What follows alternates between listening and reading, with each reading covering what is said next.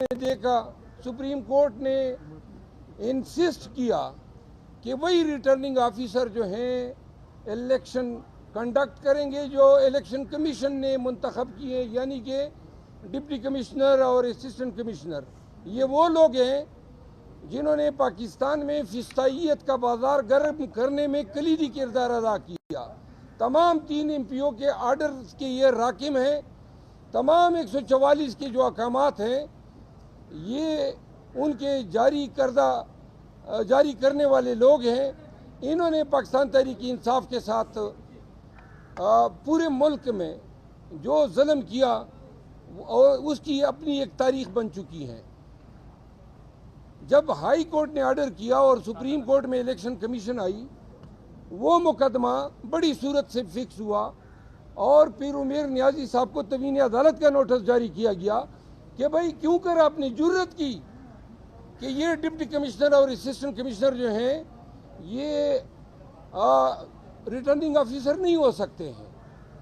پھر پورے قوم نے دیکھا کہ ان ریٹرننگ آفیسر نے جن کی اہلیت پہ سپریم کورٹ نے مہر ثبت کر دی، انہوں نے پھر فیئرنیس کے ساتھ، ٹرانسپیرنسی کے ساتھ، الیکشن کے ڈیو پروسیس کے ساتھ کس طرح کھلواڑ کیا۔ قانون کے مطابق نہیں، حقائق پہ نہیں، بلکہ as a matter of policy اس حکومت اور الیکشن کمیشن کے دیے گئے پالیسی کے تحت ملک بھر میں ریٹرننگ افسران نے پاکستان تحریک انصاف کو الیکشن سے دور رکھنے کے لیے ان کے تمام امیدواروں کو کم و بیش ڈسکوالیفائی کر دیا۔ اور ڈسکوالیفیکیشن کسی امیدوار کی ہوتی ہے قانونی اور آئینی ریسٹرکشن کے تحت، جہاں پہ ڈسکوالیفیکیشن کا بار ہٹ کرے گا، جس طرح آرٹیکل 62 پرووائڈ کرتا ہے۔ انہوں نے اپنے تئیں قانون بنانا شروع کیا۔ میں مثال دیتا ہوں، میرے حلقہ 32 میں NA32 پشاور سے میرے کاغذات نامزدگی مسترد کیے گئے۔ آرڈر میرے پاس آیا تو دیکھا کہ جی میرے نام پہ پشاور کے 6 گھروں کے پانی کے کنیکشن ہیں اور ان پانی کے کنیکشنوں کے بل اکتوبر ماہ کے میں نے ادا نہیں کیے، تو لہذا میں ڈسکوالیفائی ہوا۔ اب پوری قوم کے سامنے اللہ کو حاضر ناظر جان کر گواہ بنا کر میں کہتا ہوں کہ میں نے زندگی میں کبھی پانی کا کنیکشن کسی بھی شہر میں نہیں لیا ہے۔ پانی کے کنیکشن کے لیے فارم دینا ہوتا ہے، شناختی کارڈ دینا ہوتا ہے، پھر تسلسل سے آپ بل بھرتے جاتے ہیں۔ آل آف اے سڈن اکتوبر میں پشاور میں 6 گھر پتہ چلا ابتدائی کہ انہوں نے شیر افضل نام کے جتنے یہ ڈیفالٹر تھے ان کے بل جو ہے ریٹرننگ افسر کو بھیج دیے کہ جی یہ وہ شیر افضل ہے اور وہ میرے کھاتے میں ریٹرننگ افسر نے ڈال دیے۔ پھر زیادہ تر ڈسکوالیفیکیشن اس بنیاد پہ ہیں کہ جی آپ پہ پرچے ہیں، فلاں پہ پرچے ہیں۔ کمبختو، یہ پرچوں پہ کون ڈسکوالیفائی ہوتا ہے؟ اور پرچے تو اب ہماری جو ہے شناخت بن چکی ہے۔ پاکستان بھر میں کون سا ایسا PTI کا لیڈر ہوگا یا ورکر ہوگا جس پہ پرچے نہیں ہوں گے؟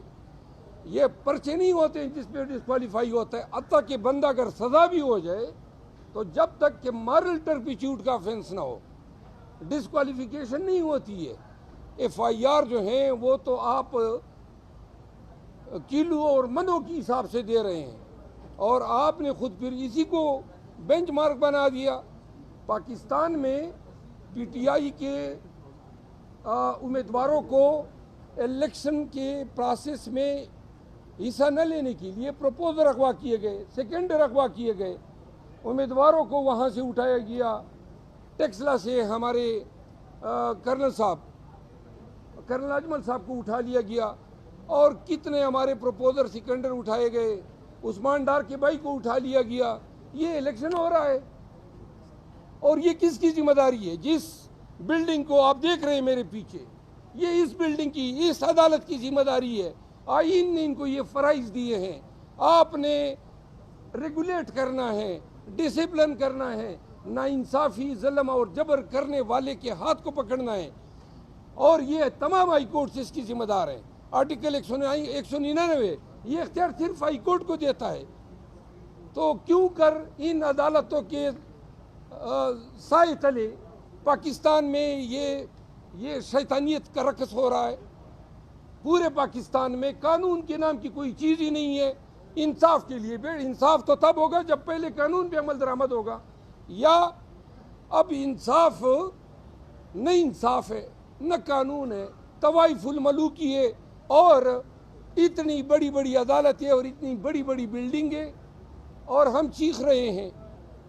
یہ جو کچھ ہو رہا ہے پورے ملک خداداد پاکستان کے ساتھ ظلم ہو رہا ہے، پاکستان کے مستقبل کے ساتھ کھیلا جا رہا ہے. اور پاکستان اگر الیکشن ان کا خیال تھا، ان کا خیال تھا، اور یہ جو ڈسکوالیفیکیشن ہے یہ پی ٹی آئی کے لوگوں کو میں بتانا چاہتا ہوں، یہ سارے فیصلے انڈو ہو جائیں گے 4-5 ایام میں. ہمارے تمام امیدوار واپس آئیں گے. جب امیدوار بھی ہوں گے اور بیڈ بھی ہوگا تو ہمیں خدشہ ہے کہ یہ لوگ الیکشن کو تاخیر کا نشانہ بنائیں گے، اور تاخیر کے لیے اس ملک میں کوئی ہنہونی ہوگی، کچھ بھی ہو سکتا ہے. تو لہذا پوری قوم کو الرٹ رہنا چاہیے کہ اب جب سارے راستے بند ہو جائیں گے تو جن کو لایا گیا اس لاڈلے کو، جو پہلے کہتا تھا کہ مجھے کیوں نکالا، اور اب کہتا پھر رہا ہے کہ مجھے کیوں بلایا، کیوں نہیں، اب وہ کہتا پھر رہا ہے کہ میں وزیر اعظم بننے والا ہوں. وزیر اعظم 2 لوگ بناتے ہیں، یا خدا بناتا ہے یا عوام بناتے ہیں. ان کے اس کرتوتوں کی وجہ سے خدا کی نظروں میں یہ گمراہ ہے، اور عوام کے ساتھ، عوام کا رویہ اس کی پارٹی کے ساتھ اور اس کے ساتھ میدان میں جا کے دیکھ لیں. 2.5 مہینے 3 مہینے پورے ہونے کو ہے، پاکستان بھر میں ایک جلسہ تک نہیں کر سکا، اور ہم جلسے کرنا چاہتے ہیں. ہمارے گردنوں پہ انہوں نے خنجر رکھے ہوئے ہیں. الیکشن شیڈول آ چکا ہے، اور صرف پاکستان تحریک انصاف پہ قدغن ہے. یہ ان عدالتوں کو نظر نہیں آ رہا ہے. مروت صاحب یہ بتائیں کہ آپ نے ساری عدالتوں کو مورد الزام ٹھہرایا ہے. پشاور ہائی کورٹ سے آپ کو کلیئر کٹ انصاف مل رہا ہے، اور یوں لگ رہا ہے کہ پشاور ہائی کورٹ باقی عدالتوں سے ایک الگ سٹانس لے کے کھڑی ہے. پشاور ہائی کورٹ کو آپ کیسے دیکھتے ہیں؟ انصاف تب ہو، یہ میں آپ سب کو سمجھا دوں. پشاور ہائی کورٹ اپنی ڈیوٹی کر رہی ہے، کوئی احسان نہیں کر رہی ہے. اسی کی تنخواہیں میں لیتے ہیں، اسی لیے یہ مسند نشین ہے. کوئی گریس تو نہیں ہے اگر مجھے میرا حق ملتا ہے.